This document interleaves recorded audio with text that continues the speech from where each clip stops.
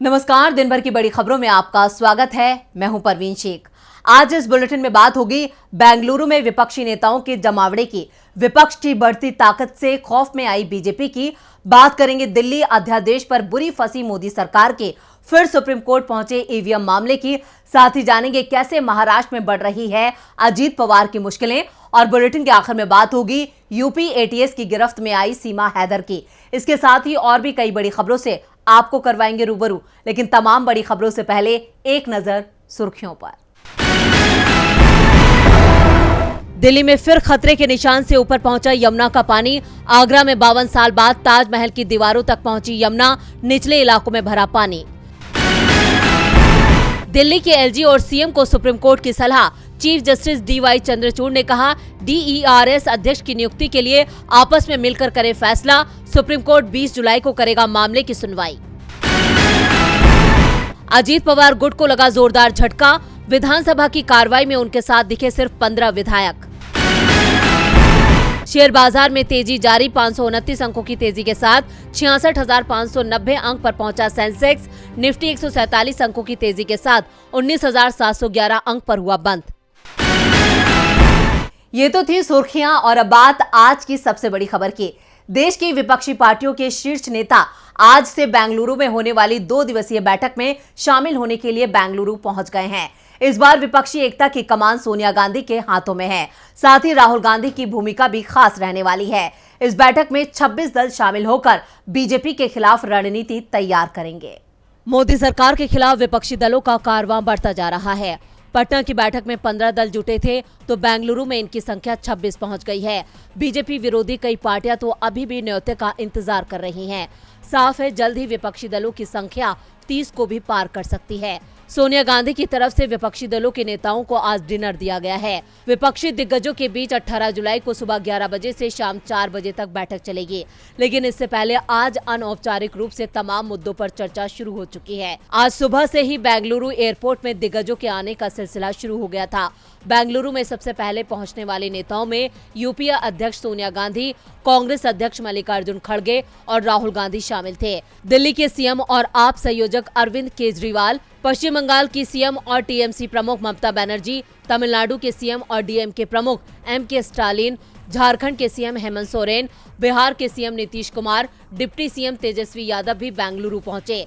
UP के पूर्व CM और सपा अध्यक्ष अखिलेश यादव, शिवसेना यूबीटी प्रमुख उद्धव ठाकरे, आरएलडी प्रमुख जयंत चौधरी भी बेंगलुरु पहुंच चुके हैं। एनसीपी के मुखिया शरद पवार 18 जुलाई को पहुंचेंगे। शरद पवार ने साफ कर दिया है कि वो बीजेपी के साथ किसी कीमत पर नहीं जाएंगे, वो विपक्षी गठबंधन के साथ ही रहेंगे। महागठबंधन की बैठक को लेकर पूरा बेंगलुरु शहर पोस्टरों से पटा दिखाई दे रहा है। जो पोस्टर लगे हैं उन पर यूनाइटेड वी स्टैंड का स्लोगन लिखा है। 18 जुलाई को विपक्षी गठबंधन के बीच जिन मुद्दों पर चर्चा होगी उसमें दिल्ली के अध्यादेश, यूसीसी, महंगाई, विदेश नीति, बेरोजगारी के मुद्दे शामिल होंगे। विपक्षी गठबंधन के नाम और उसके संयोजक के नाम पर भी चर्चा हो सकती है। लोकसभा चुनाव 2024 से पहले विपक्षी दल बीजेपी के खिलाफ लामबंद है। आज 26 विपक्षी दलों के प्रमुख नेताओं ने बेंगलुरु में डेरा डाल लिया है। दूसरी तरफ बीजेपी के नेतृत्व वाले एनडीए ने भी 18 जुलाई को दिल्ली के अशोका होटल में बैठक की घोषणा की है। विपक्षी दलों की बैठक में इस बार कमान कांग्रेस के हाथों में है, जिससे साफ है कि 2024 में मुकाबला बीजेपी बनाम कांग्रेस होने वाला है। देखते हैं ये खास रिपोर्ट। बीजेपी के खिलाफ एकजुट होने वाले 26 विपक्षी दलों की ताकत ने बीजेपी खेमे में खलबली मचा दी है। केंद्र की सत्ता पर काबिज बीजेपी में विपक्ष की बैठक का खौफ साफ देखा जा सकता है। विपक्ष की बैठक के जवाब में पीएम मोदी ने भी अचानक एनडीए की बैठक बुला ली है। दिल्ली में 18 जुलाई को होने वाली बैठक की अध्यक्षता बीजेपी के राष्ट्रीय अध्यक्ष जेपी नड्डा और पीएम मोदी करेंगे। इस बैठक में नए सदस्यों के हिस्सा लेने की उम्मीद है। जिन नए सदस्यों के भाग लेने की उम्मीद है वो एनसीपी पार्टी के अजीत पवार गुट है, जिसका प्रतिनिधित्व प्रफुल्ल पटेल कर सकते हैं। इसके अलावा चिराग पासवान, जितन राम मांझी अपने बेटे के साथ बैठक में शामिल हो सकते हैं। एनडीए की इस बैठक को लेकर कांग्रेस अध्यक्ष मल्लिकार्जुन खड़गे ने बीजेपी पर निशाना साधा है। उन्होंने कहा, मुझे ताज्जुब है कि मोदी जी ने राज्यसभा में कहा था कि मैं सभी विपक्षियों पर अकेला भारी हूँ। अगर वो सभी विपक्षियों पर अकेले भारी हैं, तो वो 30 पार्टियों को क्यों बुला रहे हैं? इसके साथ वो उन 30 पार्टियों का नाम तो बताएं। हमारे साथ जो लोग हैं वो हमेशा हमारे साथ रहे हैं। हमने संसद और संसद के बाहर भी मिलकर काम किया है। हम जो कर रहे हैं उसे देखकर वो घबरा गए हैं। दरअसल पटना में विपक्षी दलों की सफल बैठक और उसके बाद बेंगलुरु में दूसरी बैठक के ऐलान के बाद से ही बीजेपी बैकफुट पर दिखाई दे रही है। केंद्र की सत्ता उसके हाथ से फिसलती दिख रही है, जिसके बाद अब बीजेपी हर उस दल को अपने पाले में करने की कोशिश कर रही है जो विपक्षी गठबंधन के साथ नहीं है। 2024 की जंग काफी दिलचस्प होने वाली है। इधर केजरीवाल और मोदी सरकार में भी जंग छिड़ी है। दिल्ली में अफसरों की ट्रांसफर पोस्टिंग से जुड़े केंद्र के अध्यादेश के खिलाफ दाखिल याचिका पर आज सुप्रीम कोर्ट में सुनवाई हुई। केजरीवाल सरकार ने अध्यादेश पर सवाल उठाए हैं और इसे कोर्ट के फैसले के खिलाफ बताते हुए रद्द करने की मांग की है। तो दूसरी ओर केंद्र सरकार का दावा है कि कोर्ट इस मामले की सुनवाई संसद के मॉनसून सत्र के बाद करे। दिल्ली में अफसरों की ट्रांसफर पोस्टिंग पर किसका अधिकार हो, इसे लेकर मामला एक बार फिर सुप्रीम कोर्ट में है। करीब 2 महीने पहले सुप्रीम कोर्ट की संवैधानिक पीठ ने फैसला दिल्ली सरकार के हक में सुनाया था, लेकिन केंद्र सरकार ने अध्यादेश के जरिए इसे पलट दिया। अब सुप्रीम कोर्ट में यह मामला फिर पहुंच गया है। कोर्ट में केजरीवाल सरकार ने दलील दी है कि इस मुद्दे को टाला नहीं जा सकता क्योंकि इससे व्यवस्था पर असर पड़ रहा है। वहीं केंद्र सरकार ने इस मामले को संसद के मॉनसून सत्र के बाद सुने जाने की अपील की है। इस पर सुप्रीम कोर्ट ने कहा है कि मामले को 5 जजों की बेंच के पास भेजा जा सकता है। केजरीवाल सरकार की ओर से अभिषेक मनु सिंघवी ने दलीलें रखी। सिंघवी ने कहा कि इस मामले पर जल्द से जल्द सुनवाई होनी चाहिए क्योंकि ये दिल्ली सरकार इस अध्यादेश के चलते काम नहीं कर पा रही है। वहीं केंद्र सरकार की ओर से पेश हुए सॉलिसिटर जनरल ने केजरीवाल सरकार की इस याचिका का विरोध किया। सुनवाई के दौरान सीजेआई डीवाई चंद्रचूड़ ने संकेत दिए कि इस मामले की सुनवाई के लिए 5 सदस्यों वाली संवैधानिक बेंच बना सकते हैं। सीजेआई ने यह भी कहा कि इस मुद्दे पर भी विचार किया जाएगा कि क्या केंद्र सरकार ऐसा कानून बना सकती है जिससे दिल्ली सरकार को कानून बनाने से रोका जा सके। अब गुरुवार को सुप्रीम कोर्ट सुनवाई को लेकर फैसला करेगा कि क्या इस मामले को संवैधानिक पीठ के पास भेजा जाना चाहिए। गुरुवार से ही संसद का मॉनसून सत्र शुरू होगा। अध्यादेश को लेकर सुप्रीम कोर्ट पर सभी की नजरें टिकी हैं। नजरें तो ईवीएम मामले को लेकर भी सुप्रीम कोर्ट पर हैं। इलेक्ट्रॉनिक वोटिंग मशीन यानी ईवीएम शुरुआत से ही सवालों में है।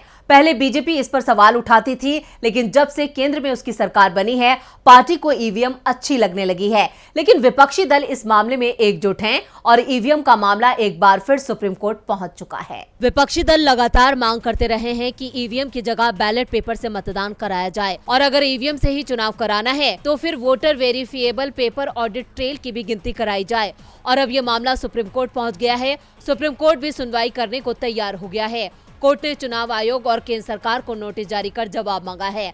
गैर सरकारी संगठन एसोसिएशन फॉर डेमोक्रेटिक रिफॉर्म्स की ओर से इसे लेकर याचिका दायर की गई थी। याचिकाकर्ता के वकील प्रशांत भूषण ने सुनवाई के दौरान सुप्रीम कोर्ट को बताया कि ईवीएम में कई जगहों पर शिकायतें आ रही हैं, इसलिए सभी ईवीएम के साथ वीवीपैट लगाई जानी चाहिए। साथ ही राज्यों और केंद्र के चुनावों में सभी ईवीएम में वीवीपैट की पर्ची के 100% मिलान कराया जाए, यानी सभी वीवीपैट की पर्ची की गिनती की जाए। प्रशांत भूषण ने कोर्ट में कहा, हर वोटर को ये पुष्टि करने में सक्षम होना चाहिए कि उनका वोट डाले गए वोट के रूप में दर्ज किया गया है और रिकॉर्ड किए गए वोट के रूप में गिना गया है। ईवीएम पर बटन दबाने के बाद वीवीपैट पर्ची को एक पारदर्शी विंडो में लगभग 7 सेकंड के लिए दिखाया जाना चाहिए, जिससे वोटर को पता चल सके कि उनका वोट सही जगह पड़ा है या नहीं। चुनाव आयोग ने वोटर्स के लिए ये पुष्टि करने के लिए कोई प्रक्रिया स्थापित नहीं की है, उनका वोट रिकॉर्ड के रूप में गिना गया है या नहीं। याचिका में दावा किया गया है कि आयोग के सिस्टम में कुछ कमियां हैं।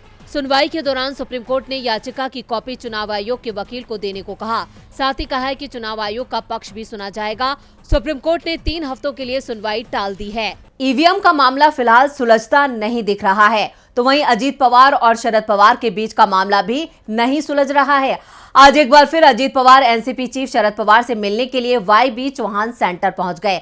पिछले 72 घंटों में भतीजे अजीत पवार की चाचा शरद पवार से ये तीसरी मुलाकात है, जबकि रविवार की मुलाकात के बाद ही शरद पवार ने साफ कर दिया है कि वो बीजेपी के साथ नहीं जाएंगे। तो क्या शिंदे बीजेपी सरकार में शामिल होकर फंस गए हैं अजीत पवार? देखते हैं ये रिपोर्ट। अजीत पवार ने अपने चाचा शरद पवार से बगावत कर बीजेपी से हाथ मिला लिया। अजीत पवार के अलावा 8 विधायक महाराष्ट्र सरकार में मंत्री हैं। शरद पवार की अपील के बाद भी बागी विधायक लौटने को तैयार नहीं हैं। शरद पवार गुट ने अजीत गुट के खिलाफ व्हिप भी जारी किया था, जिसका कोई खास असर नहीं हुआ। इन सब के बावजूद अजीत पवार अपनी चाची प्रतिभा पवार के हाथ की सर्जरी के बाद उनसे मिलने के लिए सिल्वर ओक गए थे। अजीत पवार ने इस मुलाकात के बाद कहा था कि राजनीति अलग है और परिवार अलग है। इसके बाद YB चौहान सेंटर में रविवार को अजीत पवार और उनके मंत्रियों ने शरद पवार से मुलाकात की थी। उन्होंने शरद पवार से माफी भी मांगी थी। उन्होंने शरद पवार से समर्थन और आशीर्वाद भी मांगा था। हालांकि शरद पवार ने अजीत पवार और उनके मंत्रियों को कोई जवाब नहीं दिया था। ये मुलाकात तकरीबन 1 घंटे तक चली थी। अब अगले ही दिन यानी सोमवार को एक बार फिर अजीत पवार अपने विधायकों संग शरद पवार से मिलने के लिए पहुंचे हैं, जबकि शरद पवार साफ कर चुके हैं कि वो बीजेपी के साथ नहीं जाएंगे। अजीत पवार के तीसरी बार शरद पवार से मिलने की खबर से महाराष्ट्र की सियासत में अटकलों का बाजार गर्म हो गया है। लोगों के मन में ये सवाल बार बार आ रहा है कि शरद पवार ने जब ये स्पष्ट कर दिया कि वो बीजेपी के साथ कभी नहीं जाएंगे, तो फिर अजीत पवार क्यों शरद पवार से मुलाकात कर रहे हैं। हालांकि सूत्रों की माने तो अजीत पवार समेत 9 विधायकों ने मंत्री पद की शपथ ली है। उनके ऊपर अयोग्यता की तलवार लटक रही है। इस मसले को हल करने के लिए अजीत पवार सभी विधायकों समेत शरद पवार से बार बार गुहार लगा रहे हैं। यानी अजीत पवार शिंदे सरकार में शामिल होकर बुरी तरह से फंस चुके हैं। और बुलेटिन के आखिर में बात सीमा हैदर की। यूपी ATS ने सीमा हैदर को अपनी हिरासत में ले लिया है। सीमा के पास से 6 पासपोर्ट मिलने का मामला सामने आया है। इसके अलावा उसकी गतिविधियां भी शक के घेरे में हैं। तमाम मामलों को देखते हुए यूपी ATS की टीम उसे अपने साथ ले गई है। क्या है पूरी खबर, देखते हैं ये रिपोर्ट।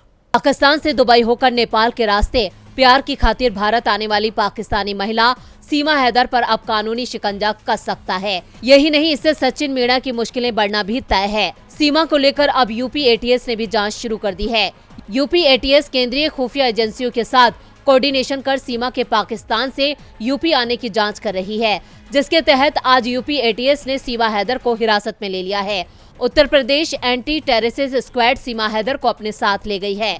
यूपी ATS की टीम ग्रेटर नोएडा के रबुपुरा गांव पहुंची। उसने सीमा हैदर को बाहर निकलने के लिए कहा, इसके बाद अपने साथ लेकर चली गई। सीमा हैदर अपने प्रेमी सचिन मीणा से जुदा हो गई हैं। उनकी गिरफ्तारी की भी संभावना जताई जा रही है।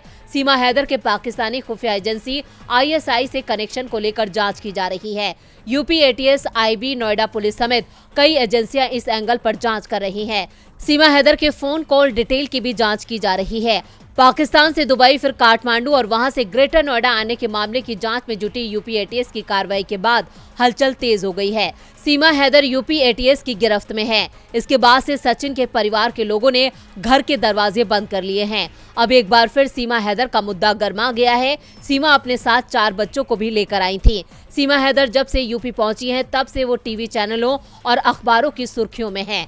सीमा हैदर और सचिन मीणा की लव स्टोरी में अब एक नया एंगल आ गया है। आज इस बुलेटिन में इतना ही। देखते रहिए DB लाइव।